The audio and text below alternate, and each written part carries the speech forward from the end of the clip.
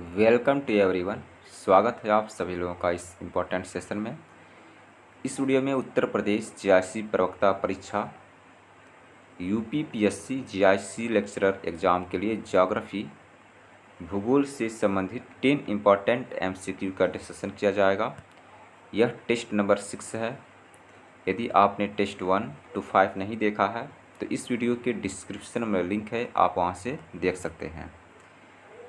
यदि आप चैनल पर पहली बार विजिट किए हैं तो चैनल को सब्सक्राइब करें, शेयर करें, लाइक करें और बेल आइकन को प्रेस करें ताकि आने वाले वीडियो का नोटिफिकेशन आपको मिलती रहे। यह टेस्ट यूपीपीएससी जीआईसी प्रवक्ता परीक्षा यूपीपीएससी जीआईसी लेक्चर एग्ज़ाम के लिए बहुत ही महत्वपूर्ण है। तो चलिए स्टार्ट करते हैं आज का इम्पॉर्टेंट सेशन। क्वेश्चन नंबर 1 है, निम्नलिखित स्थलाकृतियों में किसका निर्माण हिमानी निक्षेप से नहीं हुआ है? ऑप्शन है एस्कर, केम, मेष शिलाएँ, ड्रमलिन। इसका सही आंसर होगा ऑप्शन सी, मेष शिलाएँ। मेष शिलाएँ का निर्माण हिमानी निक्षेप से नहीं हुआ है। आइए इस क्वेश्चन की व्याख्या देख लेते हैं। तो देखिए, हिमानी या पर्वतीय हिमनद या घाटी हिमनद के अपरदनात्मक स्वरूप हैं यू आकार की घाटी, लटकती घाटी, सर्क या हिमगह्वर, टार, अरित या तीक्ष्ण कटक, हॉर्न या गिरिशृंग, नुनाटक, श्रृंगपुच्छ, भेड़ पीठ शैल, मेष शिलाएँ या रासमुटाने, हिम सोपान, फियॉर्ड। तो देखिए, मेष शिलाएँ अपरदनात्मक स्थरूप है, न कि निक्षेपात्मक स्थरूप।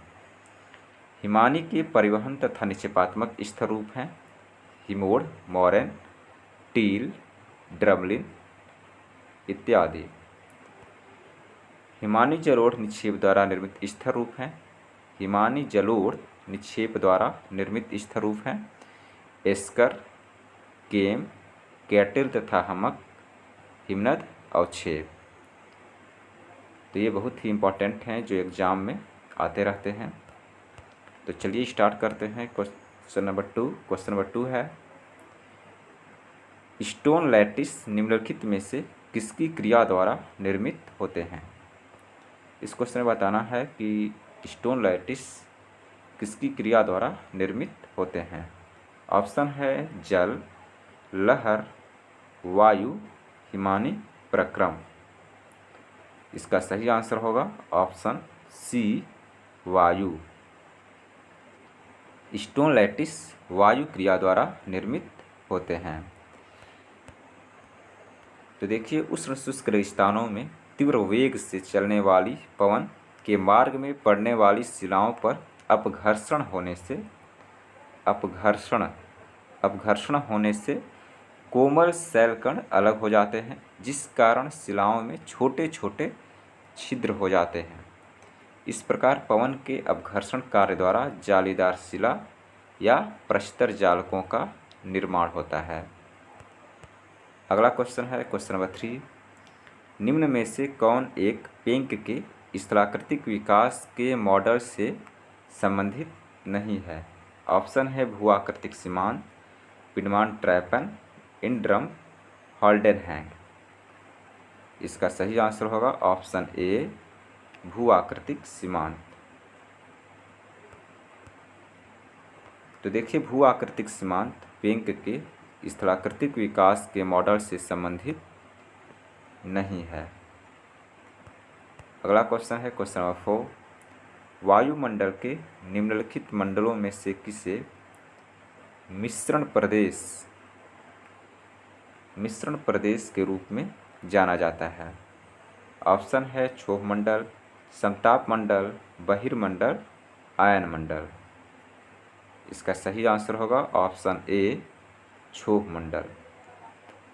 क्षोभ मंडल को मिश्रण प्रदेश के रूप में भी जाना जाता है। तो देखिए, क्षोभ मंडल को मिश्रण प्रदेश के रूप में जाना जाता है। क्षोभ मंडल को ट्रोपोस्फीयर के रूप में भी जाना जाता है। ट्रोपोज ग्रीक भाषा का शब्द है जिसका अर्थ मिश्रण या विक्षोभ होता है। इसी कारण इस परत या मंडल को मिश्रण प्रदेश या विक्षोभ मंडल कहा जाता है। अगला क्वेश्चन है क्वेश्चन नंबर 5।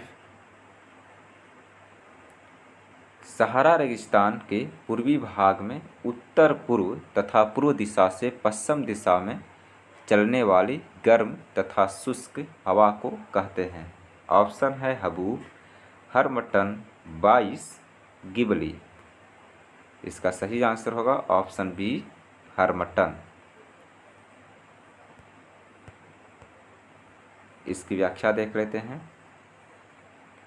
तो देखिए, अफ्रीका का पश्चिमी तट उष्ण एवं आर्द्र होता है, जिस कारण निरक्षता एवं आलस्य बना रहता है, साथ ही कई रोग होते रहते हैं। परंतु हरमट्टन पवन के आगमन पर मौसम शुष्क हो जाने के कारण सुहावना एवं स्वास्थ्यप्रद हो जाता है, क्योंकि हरमट्टन की उष्णता एवं शुष्कता के कारण वायुमंडल की आर्द्रता नष्ट हो जाती है। इसी प्रभाव के कारण गिनी तट पर इस पवन को डॉक्टर पवन की संज्ञा प्रदान की जाती है। यह डॉक्टर पवन सहारा रेगिस्तान के पूर्वी भाग में उत्तर पूर्व तथा पूर्वी दिशा से पश्चिम दिशा में बहती है। अगला क्वेश्चन है क्वेश्चन नंबर 6। सागरीय जल में लवणों की मात्रा का सही घटता क्रम है। ऑप्शन है sodium chloride, magnesium sulphate, magnesium chloride, magnesium sulphate, magnesium chloride, magnesium sulphate, calcium sulphate, potassium chloride, sodium chloride, magnesium chloride, magnesium sulphate, calcium sulphate, magnesium chloride, magnesium sulphate, potassium sulphate, calcium carbonate. इस question का सही answer होगा option C, sodium chloride, magnesium chloride, magnesium sulphate, calcium sulphate. इस question की व्याख्या देख लेते हैं। तो देखिए, इसका सही आंसर होगा sodium chloride, magnesium chloride, magnesium sulphate, calcium sulphate. तो देखिए, डिटमार के अनुसार समुद्र के जल में 47 प्रकार के लवण पाए जाते हैं। इनमें सर्वाधिक मात्रा सोडियम क्लोराइड 77.8%, 77.8% पाई जाती है। सोडियम क्लोराइड के पश्चात magnesium chloride, magnesium sulphate, calcium sulphate, potassium sulphate आदि पाई जाती हैं।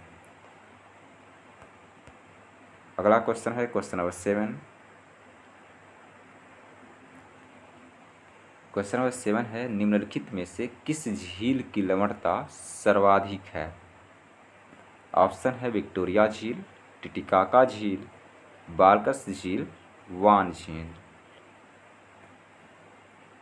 इसका सही आंसर होगा ऑप्शन डी, वान झील। वान झील की लवणता सर्वाधिक है। तो देखिए, तुर्की की वान झील विश्व की सबसे खारी झील है, जिसमें लवणता का प्रतिशत 330 प्रति हजार पाया जाता है। क्वेश्चन नंबर 8 है, कनारी ठंडी धारा प्रवाहित होती है। कनारी ठंडी धारा प्रवाहित होती है। ऑप्शन है एशिया तट के निकट, उत्तरी अमेरिका तट के निकट, अफ्रीका तट के निकट, दक्षिण अमेरिका के तट के निकट। इसका सही आंसर होगा ऑप्शन सी, अफ्रीका तट के निकट। तो इस क्वेश्चन का सही आंसर ऑप्शन सी होगा, अफ्रीका तट के निकट। कनारी ठंडी धारा अफ्रीका के तट के निकट प्रवाहित होती है। तो देखिए, कनारी एक ठंडी धारा है, ठंडी जलधारा है, जो उत्तरी अटलांटिक महासागर में उत्तरी अफ्रीका के पश्चिमी तट के सहारे प्रवाहित होती है। क्वेश्चन नंबर 9 है, दिल्ली का हिमानी नियंत्रण सिद्धांत, दिल्ली का हिमानी नियंत्रण सिद्धांत व्याख्या करता है। ऑप्शन है गर्तों की उत्पत्ति का, प्रवाल द्वीपों की उत्पत्ति का, समुद्र तल के परिवर्तनों का, प्रतिरूपित भूमि की उत्पत्ति का। इसका सही आंसर होगा ऑप्शन बी, प्रवाल द्वीपों की उत्पत्ति का। दिल्ली का हिमानी नियंत्रण सिद्धांत प्रवाल द्वीपों की उत्पत्ति की व्याख्या करता है। इस क्वेश्चन की व्याख्या देख लेते हैं। तो देखिए इसका सही आंसर होगा ऑप्शन बी, प्रवाल द्वीपों की उत्पत्ति का। दिल्ली का हिमानी नियंत्रण सिद्धांत प्रवाल द्वीपों की उत्पत्ति से संबंधित सिद्धांत है। प्रवाल भित्ति की उत्पत्ति से संबंधित अन्य सिद्धांत है। अवतरण सिद्धांत चार्ल्स डार्विन ने दिया था, स्थिर स्थल सिद्धांत मरे ने दिया था, महाद्वीपीय विचरण सिद्धांत दिल्ली ने दिया था, और हिमानी नियंत्रण सिद्धांत भी दिल्ली ने दिया था, जो प्रवाल द्वीपों की उत्पत्ति से संबंधित सिद्धांत है। अगला क्वेश्चन है क्वेश्चन नंबर 10 और इस सेशन का लास्ट क्वेश्चन है। तो देखिए क्वेश्चन नंबर 10 है, निम्नलिखित में से किसने सर्वप्रथम पारिस्थितिक तंत्र इकोसिस्टम शब्द का प्रयोग किया? ऑप्शन है हिप्पोक्रेटस, हैकल, एजी टांसले, आर.एल. लिंडमैन। इस क्वेश्चन में बताना है कि किसने सर्वप्रथम पारिस्थितिक तंत्र इकोसिस्टम शब्द का प्रयोग किया। इसका सही आंसर होगा ऑप्शन सी, एजी टांसले। एजी टांसले ने सर्वप्रथम पारिस्थितिक तंत्र इकोसिस्टम शब्द का प्रयोग किया। तो इस क्वेश्चन का सही आंसर ऑप्शन सी, एजी टांसले होगा। इस क्वेश्चन की व्याख्या देख लेते हैं। तो देखिए पारिस्थितिकी इकोलॉजी शब्द का प्रयोग सर्वप्रथम अर्नेस्ट हैकल ने किया था। पारिस्थितिक तंत्र इकोसिस्टम शब्द का प्रयोग सर्वप्रथम एजी टांसले द्वारा किया गया था, और गहन पारिस्थितिकी डीप इकोलॉजी शब्दावली का प्रयोग सर्वप्रथम अर्निस्ट नेस ने किया।